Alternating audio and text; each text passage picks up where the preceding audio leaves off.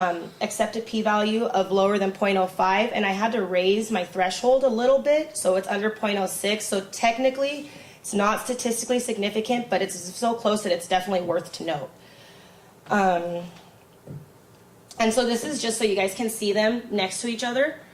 So the big differences are, as you can see, in women's and men's differing and the effect of right-wing authoritarianism on their endorsement of sexism.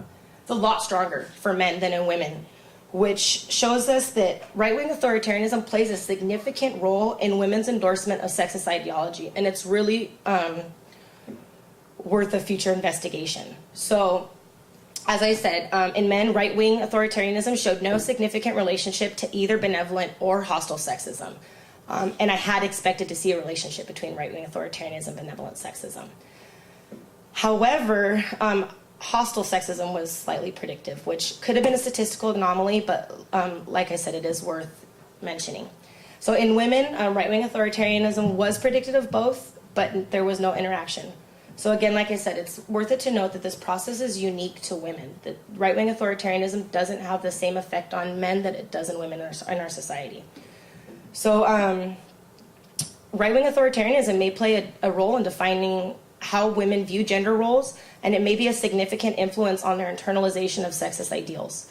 So if the point to eradicate sexism is to get women to stop accepting it, we need to investigate women who are endorsing right-wing authoritarianism and address those issues a little bit more. So my limitations. I had a really small sample. It was a two-wave study. We had some dropout. So even though my original N was at 180, 185, I only had about 78 men and 100 women. And there was little variation in age. This whole entire sample was an undergrad, so they were 18 to 20. And I'm at Santa Cruz. This is a very liberal community. And, you know, it very well might be different in different schools. Having the 1 year in education alone might have played an effect on their endorsement of sexist ideologies. Coming here to the university is a big experience for all of us. So future research. So we definitely need more replications on this. Just because I didn't find a relationship doesn't mean it doesn't indeed exist. But even the one the authors found was, I saw that they raised their thresholds on a couple too. So even theirs wasn't as strong as we'd like it to be in the psychological community. So more replications are always needed, and definitely expand the sample to include more diverse age groups, multiple communities, and different levels of educational attainment. And that's it.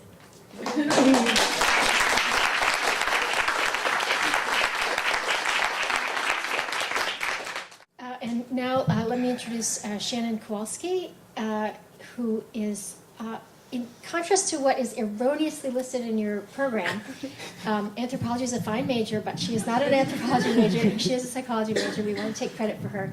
She's also pursuing the intensive psychology major, which is a very lofty goal and time-consuming. She is a junior, so she's going to be here next year, and hopefully we'll have time to continue pursuing her research interests.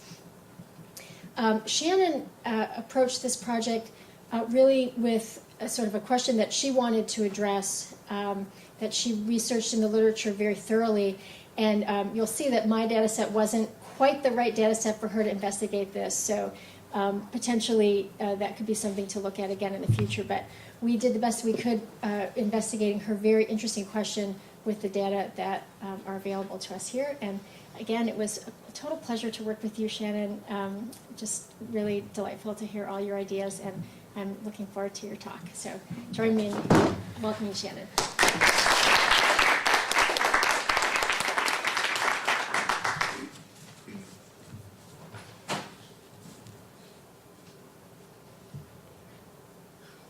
Okay, so thank you, Eileen, for that introduction. Again, my name is Shannon Kowalski. I'm a third-year intensive psych major here at UCSC. First, I would like to thank my mentor, Eileen, for your countless hours of time you've given me over the past 2 quarters. It's been great working with you, and I sincerely thank you. I would also like to thank our seminar leaders, Angelica Lopez and Robin King. Thank you for keeping me on track and steering me in the right direction when I felt lost in my work. And of course, I want to thank my fellow FMP students for giving me the social support that I needed along the way, but I also want to congratulate you all on finally finishing our projects. The research that I have completed for the Faculty Mentor Program was inspired by the current sexual assault crisis. In this nation, every 2 minutes, a sexual assault is committed, and about 60% of those assaults go unreported.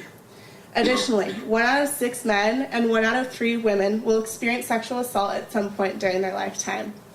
These statistics are completely disheartening and unacceptable. However, organizations like the Rape, Abuse, and Incest National Network and the California Coalition Against Sexual Assault have been created in response to this epidemic. These organizations work to spread awareness of sexual assault, to hold perpetrators responsible for their crimes, and to impede the current crisis. Yet, there are individuals who are not adequately served by this social movement, victims of sexual assault who are currently suffering from psychopathology. Research has shown that between 44 and 49% of rape victims experience post-traumatic stress disorder, and that 39% of victims meet the criteria for some other form of mood or anxiety disorder. The coping strategies that these victims are using are clearly affecting their success of their recovery process and are even contributing to the persistence and development of psychopathology. This is where my research comes in. I have chosen to examine the coping strategies that victims of sexual assault use in order to discover the kinds of maladaptation that may be affecting their recovery from the trauma. I researched previous work on the labeling debate, rape myth acceptance, and the definition of sex in order to gain a basic knowledge of how coping strategies have been looked at before. The labeling debate is an argument centered on whether labeling the rape experience as such is beneficial or detrimental to the recovery process. While there's empirical evidence on both sides of this argument, the research on non-labelers and their belief in the rape myth has been extensively studied. The rape myth entails all stereotypical ideas about rape and rape victims, such as she was asking for it or rape only happens to bad people. Clearly, the acceptance of the rape myth demonstrates a maladaptive thinking error and negatively affects victims of sexual assault as blame for the trauma is placed on the self. While research on the labeling debate and rape myth acceptance focus on why a victim may not consider an experienced rape, work on the definition of sex has examined acts that individuals use to distinguish between sex and not sex. Definitions have been found to be complex, situational, and even conditional based upon who does what to whom. I have combined the interests of these 3 areas of research in order to form my research question. Do individuals who have been sexually assaulted include consent in their definition of sex in order to distinguish between the rape experience and other consensual sexual experiences? I hypothesize that victims of sexual assault would necessitate consent in their definition of sex. At this point, it is important to clarify that for the purpose of this presentation, I will be using the terms sexual assault and rape interchangeably because the degree of penetration was not specific to this research.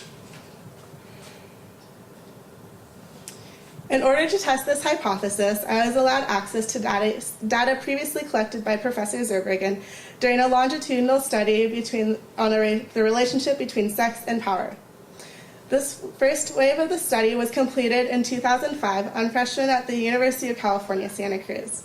The data I analyzed was collected during the second wave of the study in 2006, when the original 184 students participated in an updated version of the survey. I selected my sample population by looking at how participants answered 4 questions that were part of the betrayal trauma portion of the survey that assessed for sexual assault. The 4 questions assessed for sexual assault as a child and as an adult by both a perpetrator close to the victim and a perpetrator not close to the victim. Those participants who reported experiencing any category of sexual assault at least once were included in my sample population.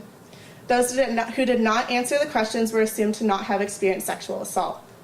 Of the original 184 participants from Wave 2 of Professor Zerbergen's study, 43 individuals had experienced sexual assault at least once, and 141 individuals had never experienced sexual assault.